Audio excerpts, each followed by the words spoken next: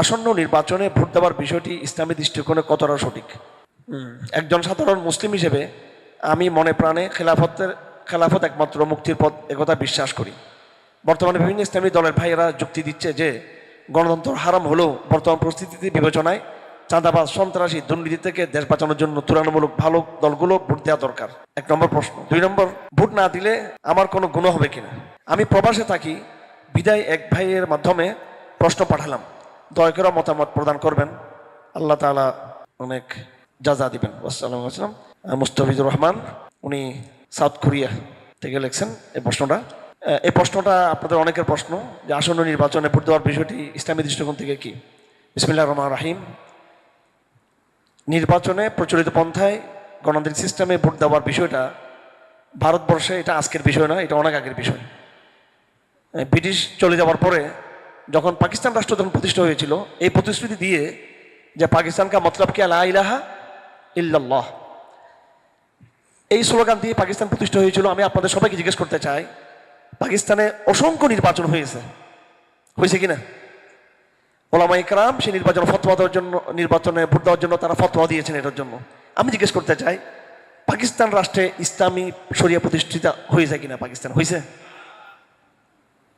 এটা চ্যালেঞ্জ। এখন আপনারাই বলুন, যদি বলেন যে নির্বাচনের সমাধান ভোট দিতেই হবে, মন্দের ভালো বলে, তো পাকিস্তান আমাদের সামনে একটা নমুনা হিসাবে আমাদের আছে। আর পাকিস্তানের নমুনাটা অনেক শক্ত একটা নমুনা। কারণ সৌদি আরব কা মতলব কিয়া লা ইলাহা ইল্লাল্লাহ, মিসর কা মতলব কিয়া লা ইলাহা ইল্লাল্লাহ, তিউনিস কা মতলব কিয়া লা ইলাহা ইল্লাল্লাহ, আল জাজাইর কা মতলব কিয়া লা ইলাহা ইল্লাল্লাহ শুনি নাই। আমরা শুধু একমাত্র পাকিস্তান কা মতলব কিয়া লা ইলাহা ইল্লাল্লাহ, এটা ইসলামের নাম, এটাকে প্রতিষ্ঠা করার ওরা কথা বলেছিল মুসলিম লীগ। তারপর মুসলিম লীগের বেঈমানির কারণে কাউন্টার ইসলামিক দল তৈরি হলো এই সিস্টেমের ভিতর দিয়ে, নাজাম ইসলাম পার্টি, এবং তারা বেশ একটা ফাইট তারা জমাতে পেরেছেন। যেভাবে এখন বর্তমান জামাতের নেতৃত্বে যে জোট, জামাত ইসলামের নেতৃত্বে বিএনপির এগেইনস্টে তারা ভালো একটা চ্যালেঞ্জ এখন খাড়া করেছে। ঠিক তদ্রুপ পাকিস্তান নাজাম ইসলাম পার্টিও মুসলিম লীগের বিরুদ্ধে একটা ভালো একটা তারা অবস্থানে গিয়েছিল। কিন্তু পাকিস্তান রাষ্ট্রে ইসলাম প্রতিষ্ঠা হয়েছে, আপনার শরিয়া পাকিস্তানে হয়েছে কিনা? পাকিস্তানে।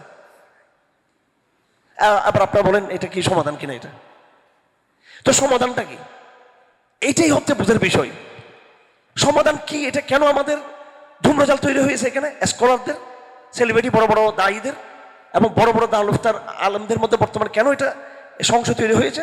সংশয় তৈরি হয়েছে জন্য রাসূলের সিরতটা আমাদের সামনে ওইভাবে আমাদের সামনে চর্চা না থাকার কারণে। সলিউশন ইজ দাওয়া ইলাল্লাহ। 17 বছর আওয়ামী লীগ জুলুম করেছে, 16 বছর আমাদেরকে। আমরা আওয়ামী লীগকে দাওয়াত দিই নাই? দিয়েছি কিনা? আওয়ামী লীগকে অনেকগুলো দাবি আদায় করতে, দাবি আমরা বাধ্য করছি কিনা মানার জন্য? বাধ্য করছি কিনা? আওয়ামী লীগ যেমন ৭৫ গুলি চালিয়েছে, সে আওয়ামী লীগ আবার বাধ্য হয়েছে কমিশনদের স্বীকৃতি দেওয়ার জন্য। অনেকে মনে করে কমিশনদের স্বীকৃতি এটা আমরা চেয়ে নিয়েছি, আমরা মোটেও চেয়ে নিই এটা। আমরা শেষ পর্যন্ত জোনায়েদ বাবুনগর সাহেবের নেতৃত্বে হেফাজত বলছিল আমরা এই স্বীকৃতি নেব না আওয়ামী লীগ থেকে। ও ডেকে দিয়েছে আমাদেরকে। হ্যাঁ, আমরা স্বীকার করি সেখানে আমাদের যেটা ভুল হয়েছে। আমাদের নাই কিছু মোনাফেক কাপটি মারা, এরকম প্রত্যেক ইসলামী দলে কিছু মোনাফেক আছে। এই কিছু মোনাফেক সাহেবজাদা এরা হেফাজতকে সর্বদুদ্ধ নিয়ে গেছিল। আর আরেক গোপালগঞ্জের আলেম মা বলছিল এটা কমিদের লিটল হ্যাবিটেট, আমরা কেউ বলি না কখনো। আমরা এটা ঘটনা হলো 4 দলীয় জোটের আমলে, বেগম জিয়ার আমলেই কমিশনকে স্বীকৃতি দেওয়া হয়েছিল। তো আওয়ামী লীগ একটা ভয়ের মধ্যে ছিল যে যদি কোনো সময় বিএনপি ক্ষমতায় আসবে তখন তারা তো আগের গেজেটের ধারাবাহিকতা তারা কমিশনকে স্বীকৃতি দিয়ে ফেলবে। ওই জন্য একটা পলিটিক্যাল স্বার্থের জায়গা থেকে তারা নিজ থেকে তারা কি করছে, তারা স্বীকৃতিটা দিয়েছে। তাহলে দেখুন এই যে একটা অবস্থান কমিশনের স্বীকৃতি, এটা তো আমরা নির্বাচনে ওলামারা বিপুল ভোটে সংখ্যাগরিষ্ঠ পেয়ে সংসদে গিয়ে তারা এটা করে নাই। সংসদের বাইরে থেকে তারা এই দাবিটা আমরা আদায় করতে পেরেছি। এলজিবিটি সহ বিভিন্ন দাবিগুলো আওয়ামী লীগ আমলেই আমরা স্কিপ করতে বাধ্য করেছি সরকারকে।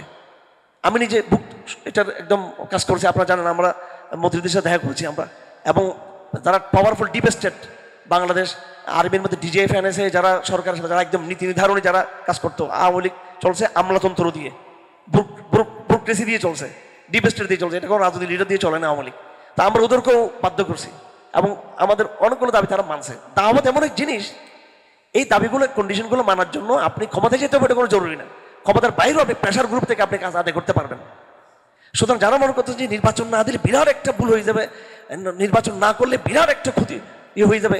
16 বছরে 17 বছরে আওয়ামী লীগ নির্বাচন করতে দেয় নাই, কিন্তু ইসলামের বিগত স্বাধীনতার পর থেকে পর্যন্ত সবচেয়ে উত্থান হয়েছে আওয়ামী লীগ আমলে, সামাজিক উত্থানটা, কথা ঠিক কিনা? ইউনিভার্সিটিতে এত বোরকা পরা মেয়ে আগে ছিল, এটা আওয়ামী লীগ আমলে বাড়ছে নাকি 4 জন আমলে বাড়ছিল? এটা আমলে মনে যত দমাবেন তত পারবে।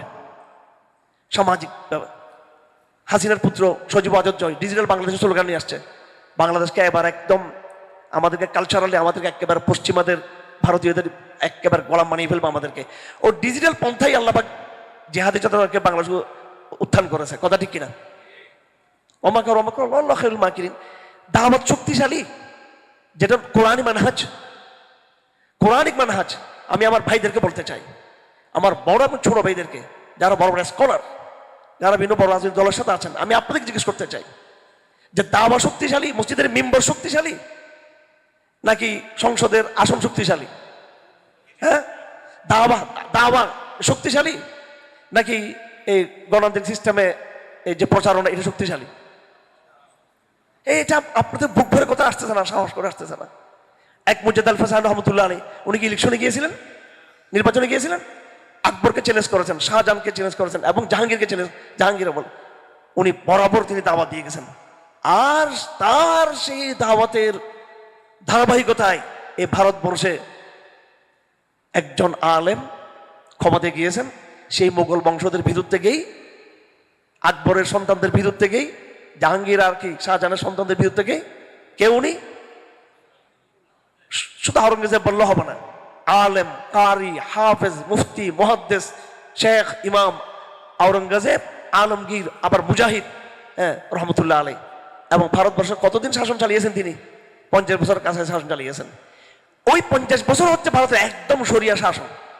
শায়েস্তা খান যখন এখানে সুবা বাংলার উনি কি ছিলেন, সুবেদার ছিলেন, এবং ইতিহাস বলে ওই আমলটাই ছিল বাংলাদেশের একেবারে ইতিহাসের স্বর্ণযুগ। এবং বাংলাদেশ বঙ্গ, পুরো বঙ্গ ছিল মুসলিম বঙ্গ, এটা ছিল পৃথিবীতে সবচেয়ে পৃথিবীতে অর্থনৈতিক পরাশক্তি ছিল। এবং এখান থেকে ব্রিটিশ এসে চুরি করে তারা শিল্প বিপ্লব ঘটিয়েছে ব্রিটিশকে, কথা ঠিক কিনা? তো ইসলাম শরিয়া এটা দিয়েছে, এটা তো নির্বাচন দিয়ে তো এটা হয়নি। হীনমন্যতা রাখবেন না, ইনশাআল্লাহ চিন্তা করবেন না আপনারা। হ্যাঁ, কথা আছে এখানে, সেটা আমি